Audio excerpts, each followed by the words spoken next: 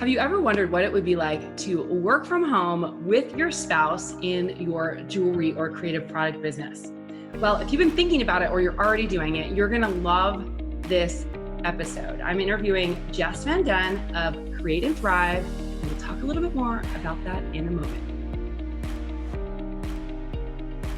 Hey there, I'm Tracy Matthews. I'm the Chief Visionary Officer of Flourish and Thrive Academy, and I help overwhelmed and struggling jewelrypreneurs and creative product businesses become in-demand brands with a little something that I call the desired brand effect. Now, I know that a lot of people feel like the answer to their business prayers, especially in the jewelry and creative product business space, is having someone on their team that maybe has an invested interest in their growth, maybe their spouse or their partner, and you might even be thinking about bringing them on board.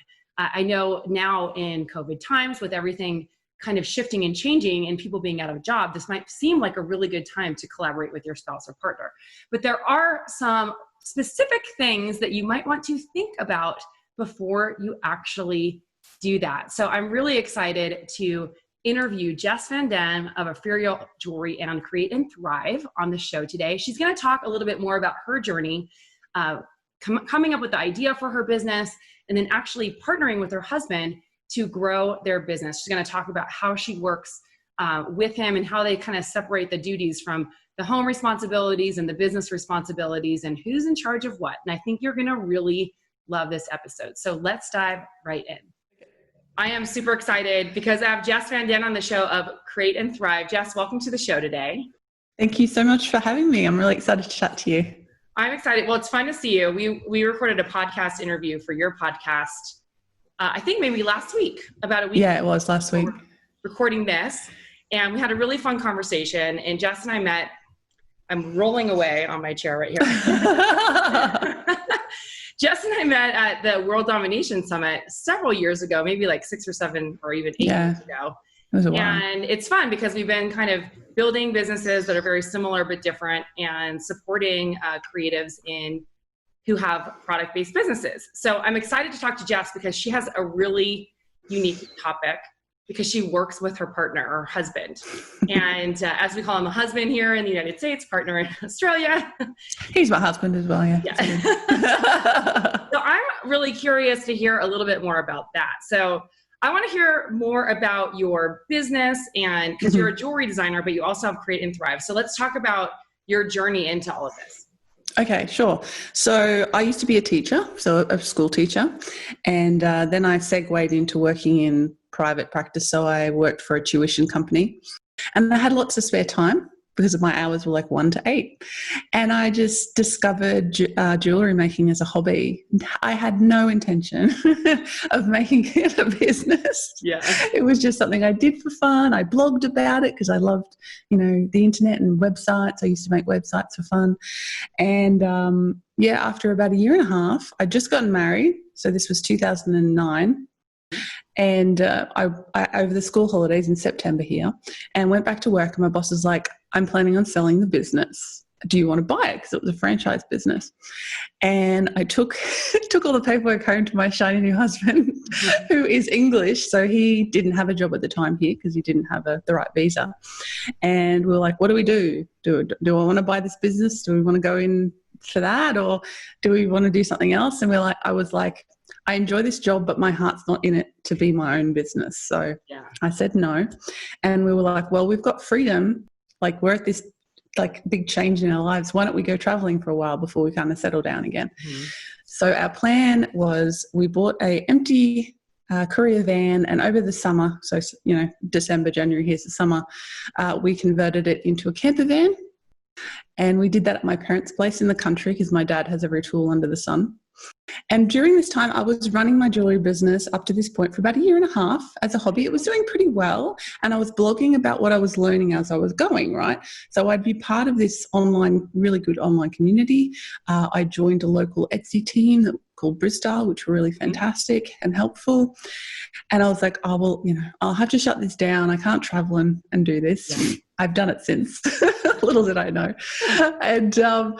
And then what happened was I had some medical issues, which meant we couldn't leave, and we kept getting delayed and delayed and delayed. And of course, we're living in my parents' place. We have no jobs. Or you're not living in the camper van. Not yet, no. But we were living. Okay, so we were living in the barn. So my parents have like this American-style barn with like two side bits, and one side we had one room, and the other room was the horses' room. Mm-hmm. So we were living in there, and I was like, "What am I going to do?" Well, I may as well reopen my jewelry business and try to make a bit of money. And by the time, about 6 months later, that my medical issues was finally sorted, the business had started to go really, really well, and we're like, maybe we should just roll with this. And that's what we did.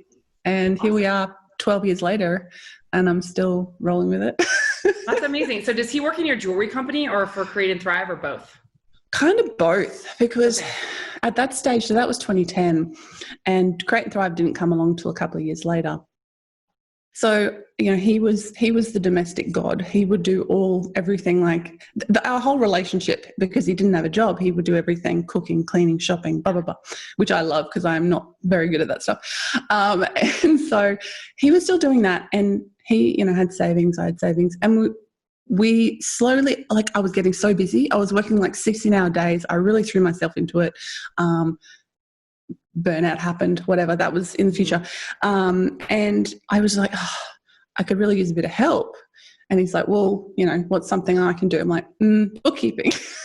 Could you keep the spreadsheet up to date? Like, that's pretty simple. You just have to log in every day and look at the sales and stuff and whatever. So he started doing that. And then slowly over the next few years, I started giving him more and more jobs, until the point today, he does all the bookkeeping. He does all the packing and the shipping. He makes most of the jewelry now, because trained him. Yeah, I trained him to make all of our rings. So he makes all of our rings. I still make our earrings and necklaces, and a whole bunch of other like jobs in the business, like some marketing work and like behind the scenes sort of work. He very much likes being behind the scenes. I managed to get him on the podcast once, which was great. But so we work really well.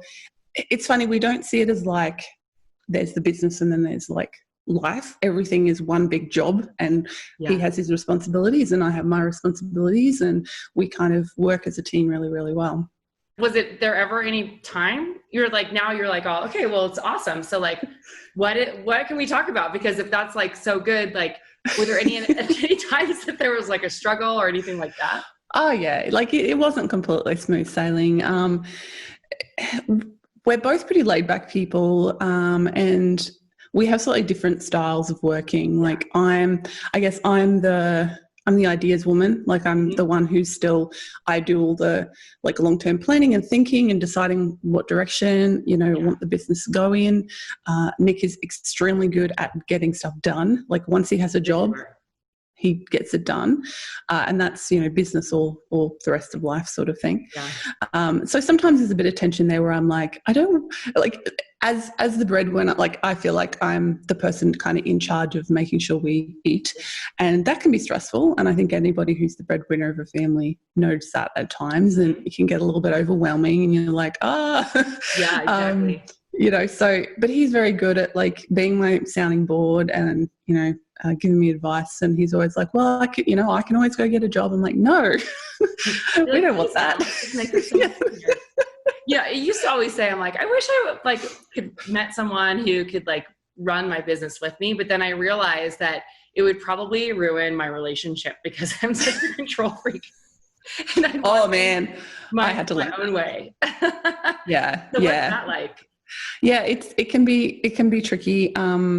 We've had a few tension moments about that over the years. He's very good at understanding that part of me though. Like he knows what's going on, and then I will realize what I'm doing. Like, I'm a big control freak too, and I call myself a recovering perfectionist. Yeah. So try not to be a perfectionist about everything. So, you know, and I think one of the hardest things when you are training someone, whether they're, you know, a family member or not, is you have to have the patience to teach them, because they're going to suck at the beginning. That's just normal. And you just have to keep going and have the patience to get them to the point where they're good enough. And then they're not, to be fair, he's better than me now. Like I haven't made a ring in a while. Yeah, I think so. Yeah, I love that. yeah. So it's funny, like he'll sometimes joke about, when's the last time you made one of these? Because I still do all the quality. I still do quality control at the end. So we have a really good system. I think this is a really important point, to have systems. If you do, even if you just work by yourself, right, you should have good systems. But especially when you're working with somebody else, you need to develop really robust systems that ensure that things don't fall through the cracks and mistakes don't happen. I mean, they still do occasionally, but our system's pretty good at catching them, because like what happens when we get an order, he writes, like we have a book, we still old school write all our orders into just a lined notebook, and that sort of it's like the Bible of our business. So we write everything in the book, and then we have a post-it note. So the post-it note goes downstairs, and that's where we keep the jewellery with it as we go.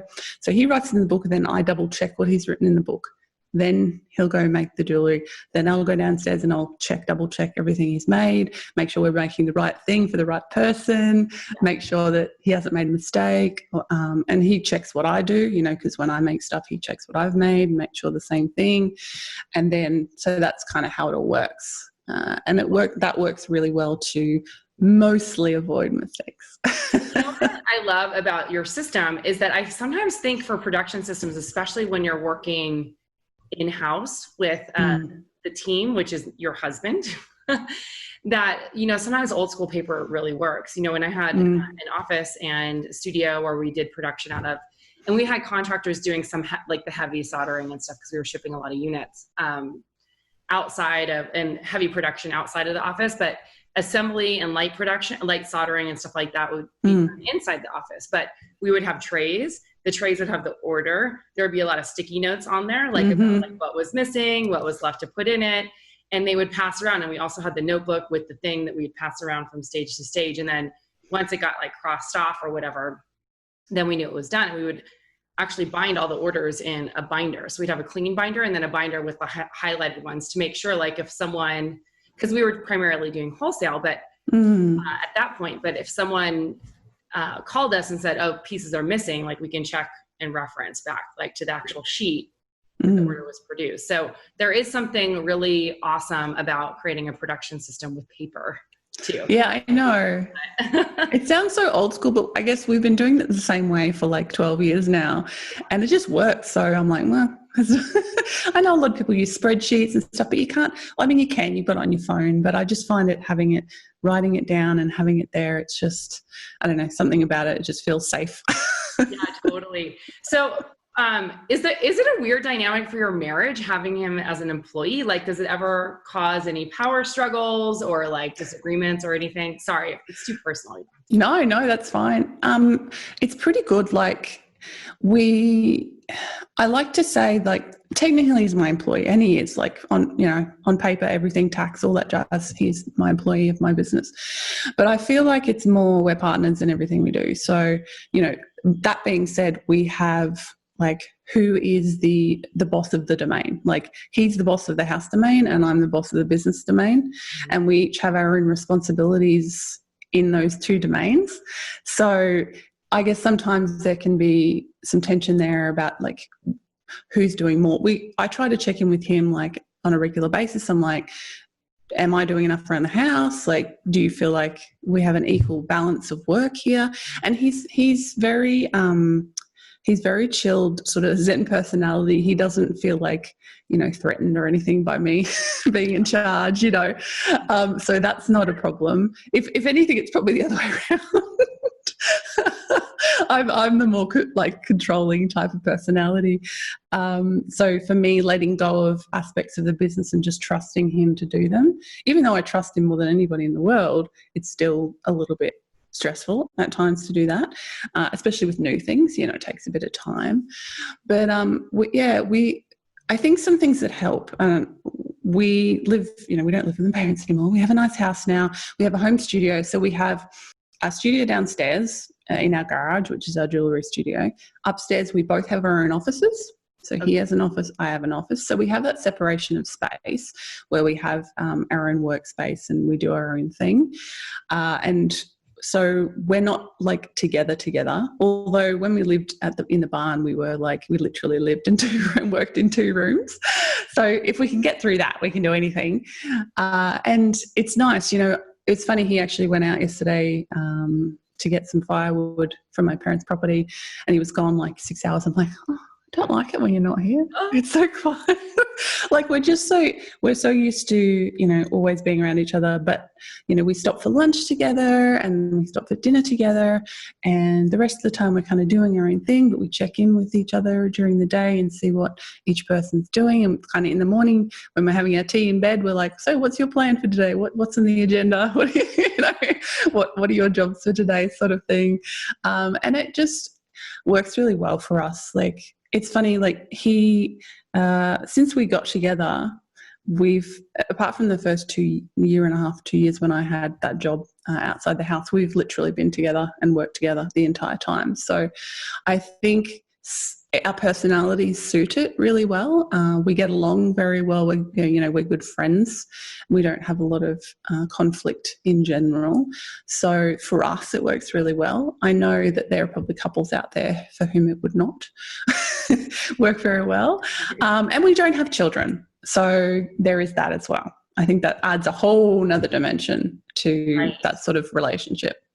Are you thinking about having children? No, neither of us want children. So that's another tick in the box that we're quite content with our 2 cats. Yeah, perfect. Yeah. I'm totally there with you. So you talked about some of the keys to making this work, developing systems and making sure that you guys are double checking each other's work, having a separation of space, and having each of you like one domain. One runs the household and one runs the business. So are there any other keys that come to mind of making this actually work that you haven't spoken about yet? I think it sounds, the old trite work-life balance, but it's really easy for us to just get into a rut of literally, we have, okay, I'll get to that, but we have to like make ourselves sort of date, because we're just around each other all the time, and you can fall into the habit of just kind of being, colleagues, and not that the love isn't there, obviously, but you need to actually make time for each other as just a couple rather than as, a team sort of thing. So we learned that a few years ago. So we try once a week, not so easy right now, obviously. This is during COVID-19, but we usually go out for a date. Like we'll go have dinner, or we'll go for a swim and brunch at the beach, or, just go for a walk somewhere. And that's really nice because it's time to reconnect as a married couple, outside of the daily grind. So that's been really important for our relationship. We also have we have a lot of time in the evenings separate. So we're both introverts. Oh, wow. Luckily, we are each other's person. We're literally the only person in the world we can stand being around all the time. So that works really well. However, that being said, it's not like we hang out all the time. So, we have our mornings together. We work during the day and have our check-in times. We have dinner together. We usually watch an episode of something on Netflix. And then he'll generally go hang out with his gaming buddies, and I'll probably read a novel.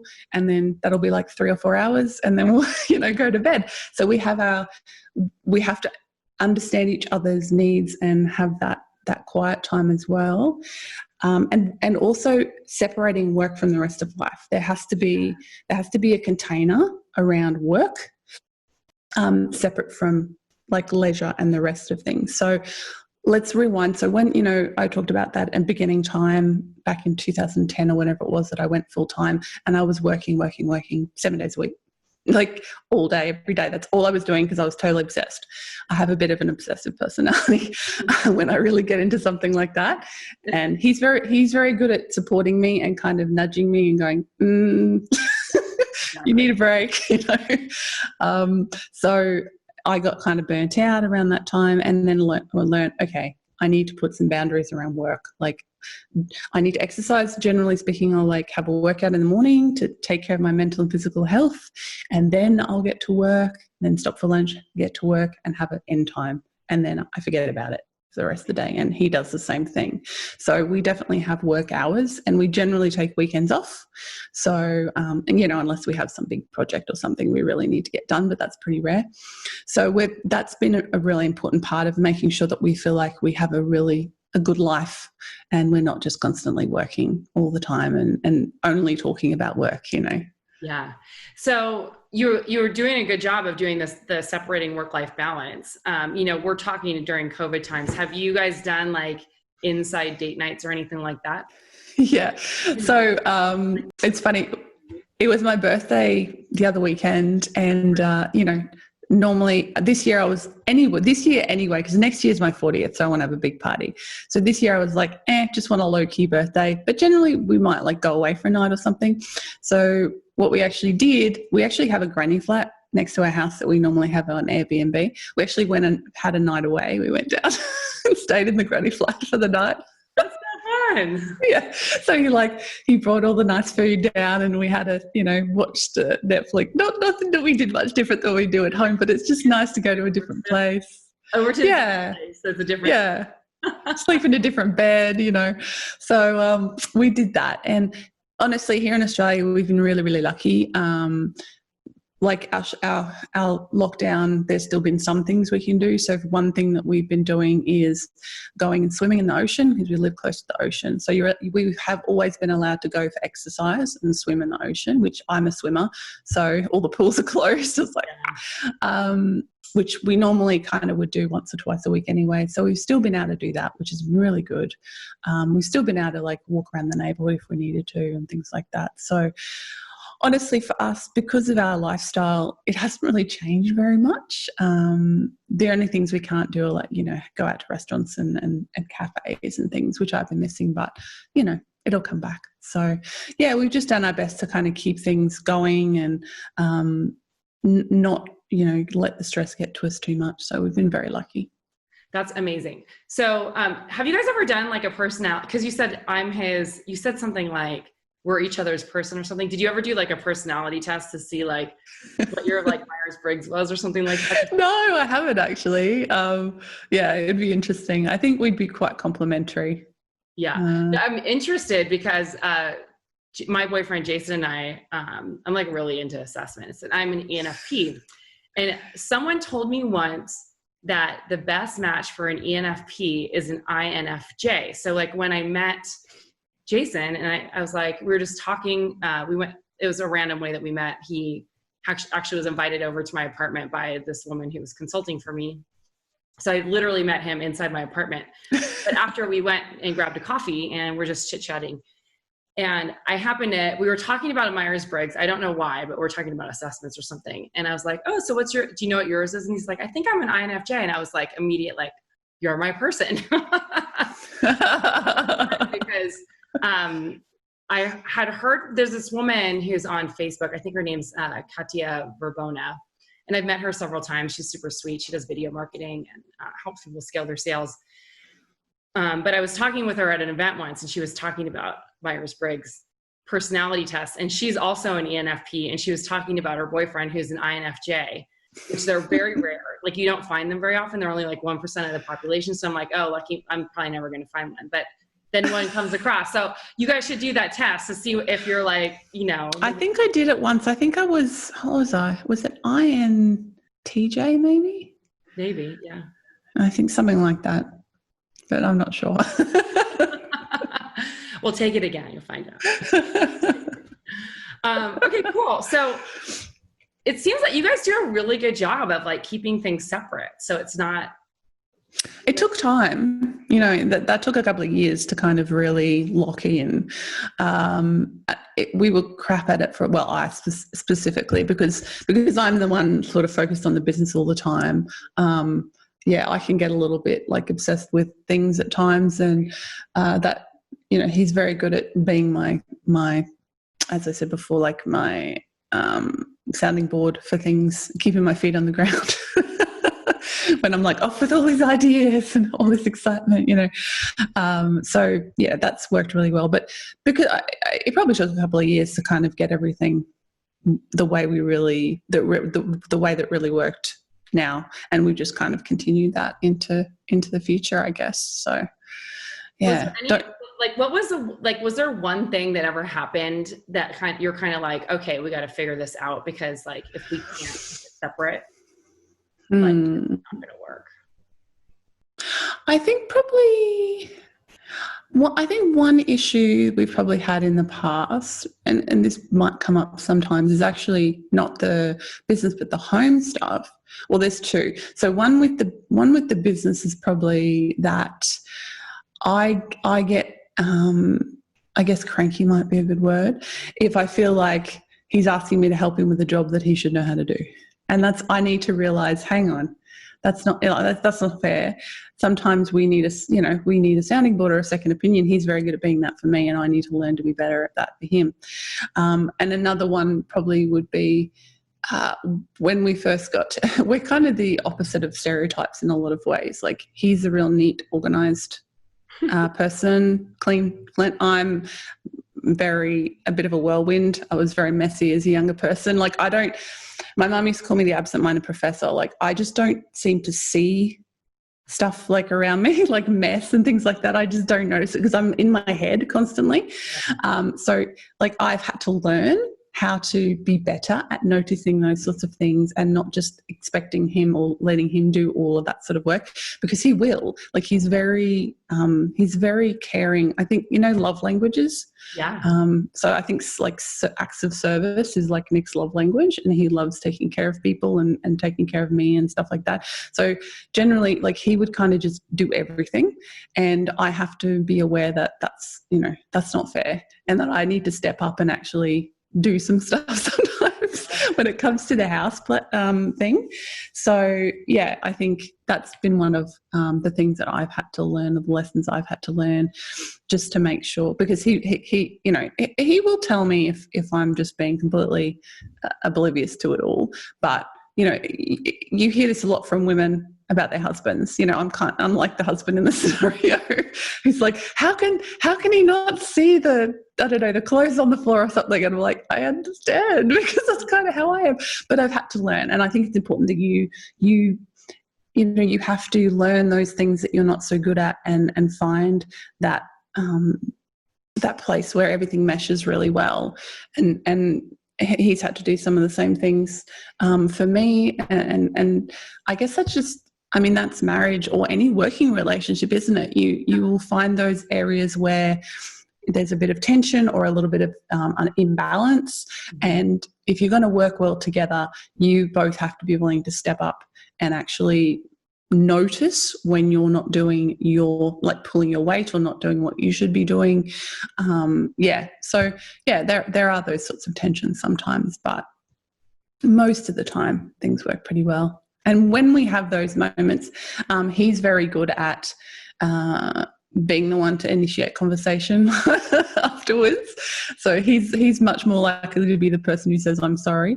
But I'm learning to do that as well. And I'm like, that's not fair that one person's always the person putting themselves out there, and, that sort of thing. So those sort of, and it's interesting and this is why I think it's really interesting, this talking about, working with each other, because it's really no different than any other marriage, like where you have to work with each other in every other aspect of life. You have to be partners, and you have to make those negotiations about who's responsible for what. And I think having that open communication and willingness to be wrong, which I'm terrible at, is really, really important.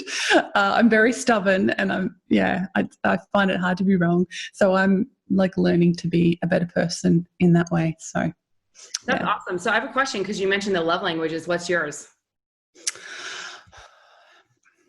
I vacillate between, I think touch is a big one for me. So like hugs and just physical contact, because when I was younger, I didn't have a lot of that.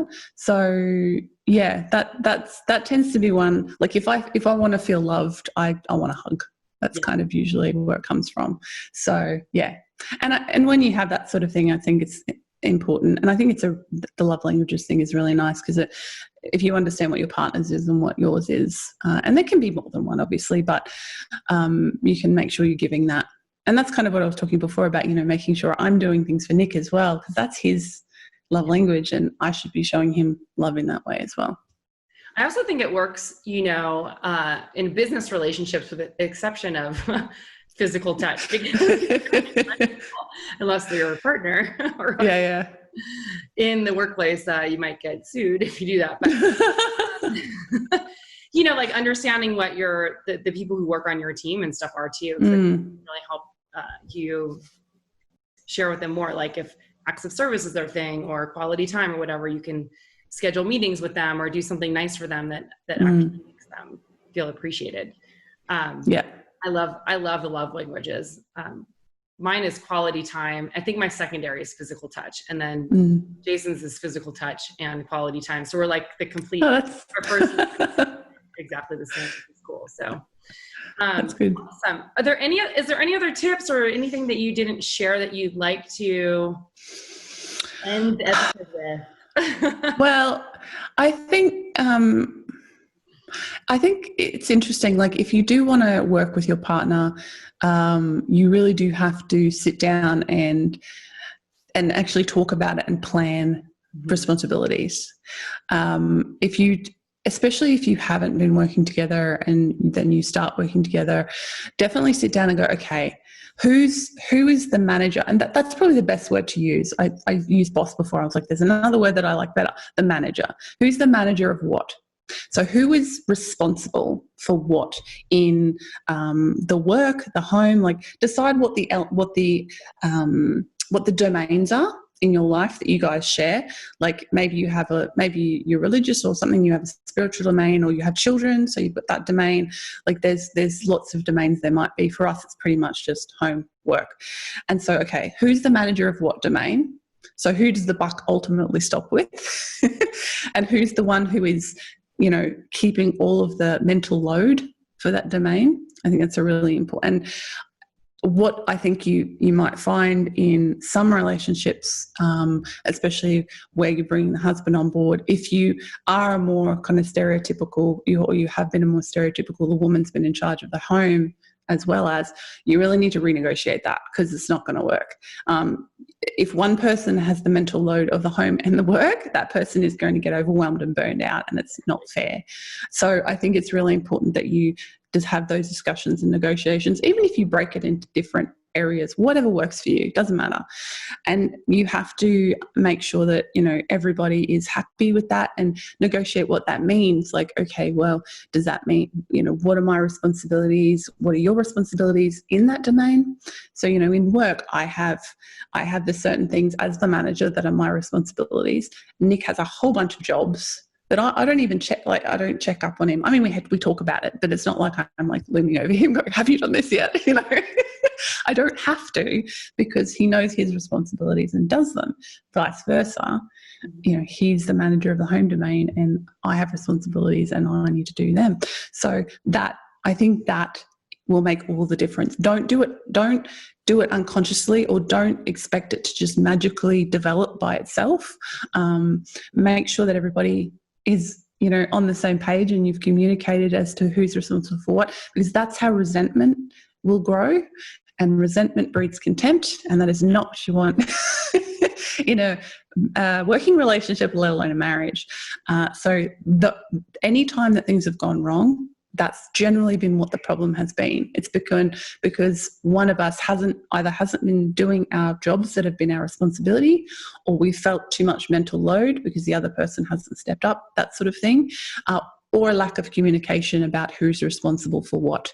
Like if we're unclear about who's responsible for a particular job, and then, one person expects the other person to do it and they haven't done it, and then they get cranky and that person's like, but I didn't realize it was my job. So, communication and making those decisions, that's definitely key.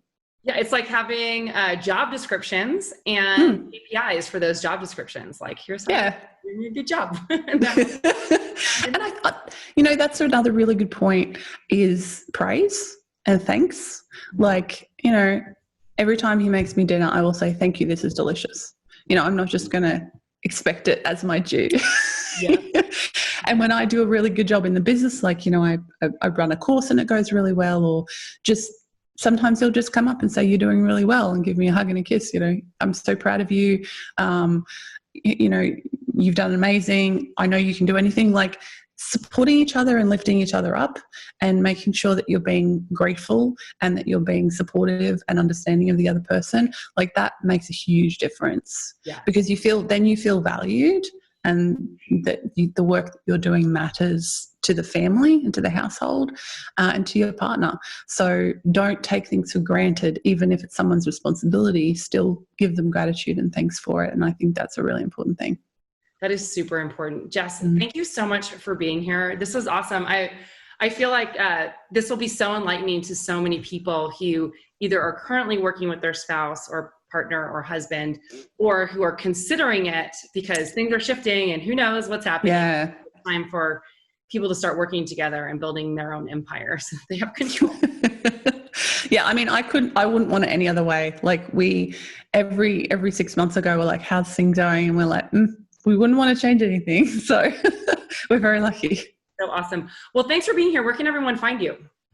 Probably the best place is Create and Thrive. So that's just createandthrive.com. And from there you can find my podcasts and everything. And my jewelry label is Epheriell, EPHERIELL.com. And that's where you can find our work. Awesome. Thanks so much, Jess, for being here. This is awesome. Thank you for having me. Bye. Thanks so much for watching the show today. If you haven't done so yet, I'd love to know what your big takeaway is. So make sure that you comment below. And if you like this video, make sure that you like it and subscribe to our channel. Thanks again for watching, and I look forward to seeing you in the next episode.